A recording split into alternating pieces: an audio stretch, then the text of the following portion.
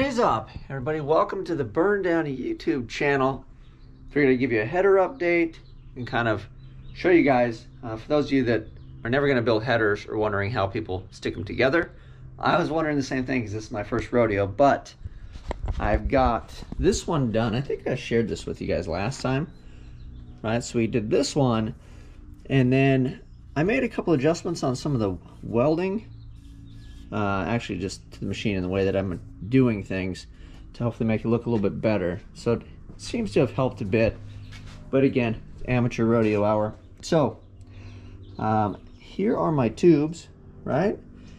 And I had all these in here and had it all tacked together, and then you take it all apart and you weld it all up. So here are my other tubes, right? So these are the other guys that we got welded separately. I just did those on the bench here. And then you go back and you recreate the guy. And then what I did on the other one was I just put like a little stitch here. I just tacked it to make sure everything fit. And then I stitched it, and then I came back and welded. Oh, wow, it's a lot heavier than I thought it was gonna be. Then I boogered it all up on the inside, right? So, ooh, it's got some weight to it.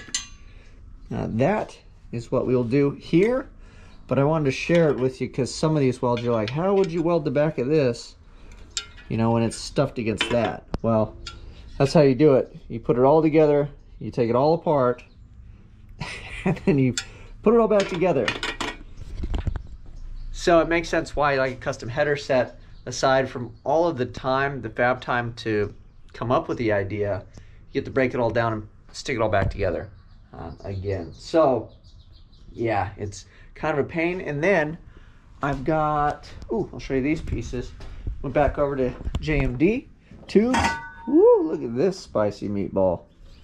So this is going to be my collector. So these are separate. They're all going to dump into this guy, and that will be underneath the car. And then I got some 2-inch for the crossover, and I got some straight somewhere. I think that's still in my truck. And for those of you wondering on the idea, this is the idea, right? So this is your firing order, 1-872-6543. So it'll go 1-872-6543 inside the collector from these. So I'm hoping that kind of plays with the pulse enough on the exhaust that it makes it sound different. So we're shooting for anything but LS. Even if it sounds like a garbage can, Honda, whatever, that's fine, because it'll be fun just to keep people guessing, because, you know, Lord knows LS swaps are easy, right? Anybody can do them. So they're terrible, and everybody gives everybody a bunch of shit for doing them, because everybody can weld stainless headers together and cut out and cross members, and, you know, I don't know, I guess that's par for the course these days. But I'll bring you guys back. We'll take a look at this thing. Hopefully when it kind of boogers up, maybe we can stuff them both in the car if the rain holds out, and then get a look. And if not, we'll just show you guys on the bench, like kind of side by side or something. But let me get after it while the weather's still decent. I got each one of these tacked, and then I put it back in. As you can see, the fit's pretty tight, and then this is pretty darn close. But the goal was to, these are straight boot plugs, so all of these fit on here with a straight boot, right? And then we're not, technically not smoking nothing, but I'm thinking like a 45, and these things will be, or these things will be primo. Oh wow, look at that, that's a great plug wire. Anyway, so we'll probably do some 45s, but as you can see, each one of these fit. I'm happy with that. So I'm gonna grab some food, and then I'm probably gonna run little stitches on these and then maybe refit it, because that's the last ditch effort, that if I kind of push or bend on anything. And then the hard part is the collectors actually have to come off to get past this, and it's super, they barely fit. Like I have to kind of wiggle and wedge them. So yeah, so I think I'm gonna stitch these and then put it in one last time to make sure that doesn't really move, or maybe get some good marks on it. And then I think I might even stitch the inside so it's rigid, and then fit it one more before we really finish weld it. So yeah, 2 steps forward, you know, inch by inch, but we'll get it. All right, it took me most of the day. We just finished welding these, and then while they were still toasty, I just bolted them down to the head so we're nice and flat, and then we'll just let them cool down on here for a little while. I'll take them back off and show you guys what they look like.